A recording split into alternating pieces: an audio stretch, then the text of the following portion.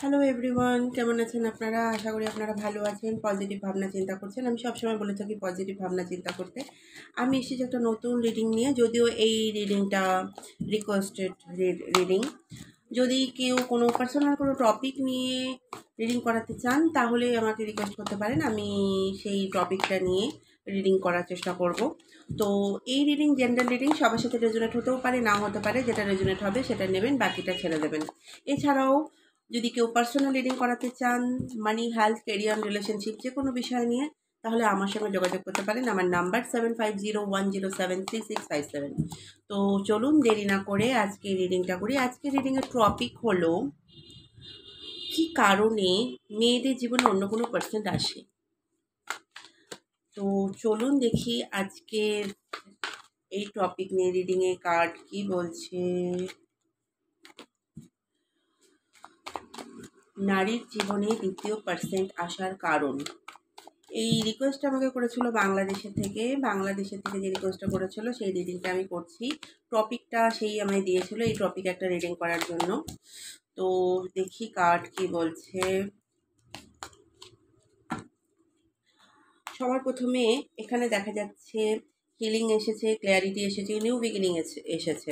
তো এখানে কার্ডে দেখা যাচ্ছে, দেখুন এটা সত্য কথা, স্বামীর অবহেলার কারণেই কিন্তু হাজারো মেয়ের জীবন কিন্তু নষ্ট হয়, শুধুমাত্র স্বামীর অবহেলার কারণে।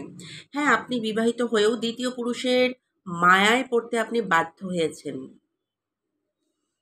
তুমি কোনো শখের জন্য দ্বিতীয় পুরুষের হাত কিন্তু ধরোনি, তুমি তো ধরেছ মানসিক শান্তি আর ভালোবাসা পাওয়ার জন্য দ্বিতীয় পুরুষের হাত। আজ যদি তুমি সমাজের চোখে খারাপ, তো তুমি খারাপ হয়েই থাকো। তুমি যখন স্বামীর ঘরে দিনের পর দিন নির্যাতিত হচ্ছিলে, দিনের পর দিন তোমার স্বামী তোমার মানসিক টর্চার করছিল, তখন তো কোনো মানুষ এসে তোমাকে বলেনি, ইস কি হয়েছে তোমার, কেন মেয়েটাকে এত কষ্ট দিচ্ছ, কি এমন তার অপরাধ? কোনো মানুষ তখন জানেনি। তুমি যখন ঘরের কোণায় বুক ফেটে কান্না করছিলে, তখন কোনো মানুষ তোমার কান্নার শব্দটাও শুনতে পায়নি।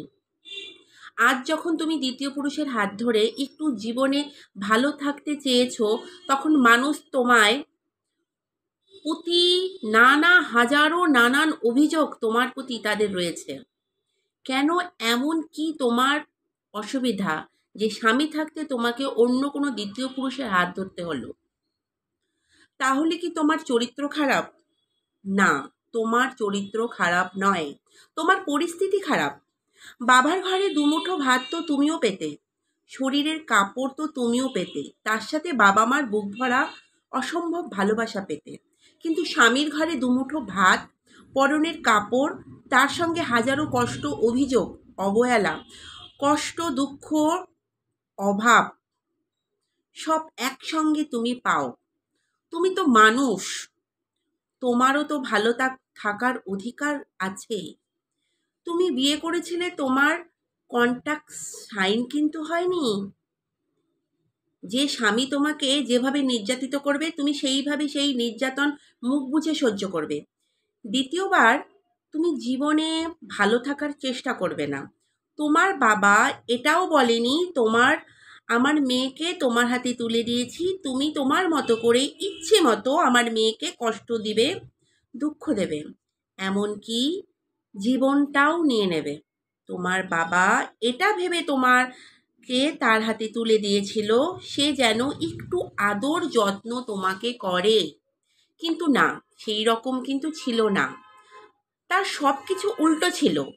হাজার নির্যাতন, অত্যাচার যখন তুমি সহ্য করতে পারোনি, তখন তুমি দ্বিতীয় পুরুষের হাত ধরেছ। তাই বলে এই নয় যে তুমি দ্বিতীয় পুরুষের হাত ধরেছ স্বামীর ভালোবাসা ফেলে। স্বামীর হাজারো অবহেলা, অপমান, লাঞ্ছনা পেয়ে ক্লান্ত হয়ে দ্বিতীয় পুরুষের হাত ধরেছ, শুধু একটু ভালো থাকার জন্য। কারণ ভালো থাকার অধিকার তোমারও রয়েছে। Claim this energy. যদি এই রিডিং ক্লেম করতে চান, কমেন্ট বক্সে 111 নিশ্চয়ই লিখবেন। 111 লিখলে আপনারও লাইফে নিউ বিগিনিং হতে চলেছে।